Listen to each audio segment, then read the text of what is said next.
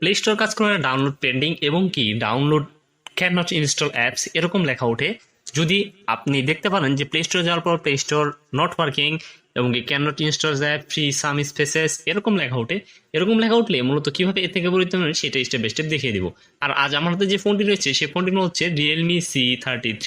মূলত এই ফোনগুলোতে যদি দেখেন আপনার প্লে স্টোরের সমস্যা, প্লে স্টোর থেকে কোনো কিছু ডাউনলোড করতে পারছেন না এবং কি কোনো কিছু ডাউনলোড করতে গেলে ফ্রি সাম স্পেস স্টোরেজ লেখা ওঠে এবং কি কোনো অ্যাপস ইনস্টল করতে গেলে ক্যান নট ইনস্টল এপিকে এরকম লেখা ওঠে। এরকম যদি হয় সেক্ষেত্রে আপনি প্রথমে সেটিংস নামের অপশনটাকে খুঁজে বের করবেন। সেই সেটিংস নামের অপশনটাকে খুঁজে পাওয়ার পর আপনি সেই সেটিংসে ক্লিক করে দিবেন। সেটিংসে ক্লিক করার পর আপনার সামনে অনেকগুলো অপশন চলে আসবে। এখান থেকে দেখতে পাবেন অ্যাপস এন্ড নোটিফিকেশন নামে একটা অপশন রয়েছে, আপনি সেই অ্যাপস এন্ড নোটিফিকেশনে ক্লিক করবেন। করার পর এখানে সি অল অ্যাপস নামে একটা অপশন দেখতে পাবেন, আপনি সেই সি অল অ্যাপসে ক্লিক করবেন।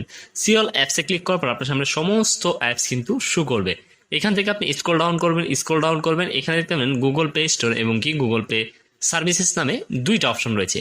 আপনি যেহেতু গুগল প্লে সার্ভিসেস থেকে সমস্যা সেই জন্য গুগল প্লে সার্ভিসেসে ক্লিক করবেন এবং স্টোরেজ অ্যান্ড ক্যাশ নামে যে অপশন রয়েছে সেটাতে ক্লিক করবেন।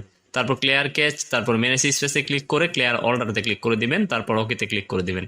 ওকেতে ক্লিক করার পর এখান থেকে এখন চলে যাবেন গুগল প্লে স্টোর নামে যে অপশন রয়েছে সেটাতে যাওয়ার পর সেমটা কি করতে হবে, আপনাকে স্টোরেজ ক্যাচে চলে যাবেন, তারপর এখানে ক্লিয়ার ক্যাচ, তারপর এখান থেকে ক্লিয়ার স্টোরেজে ক্লিক করে দিয়ে ওকেতে ক্লিক করে দিবেন।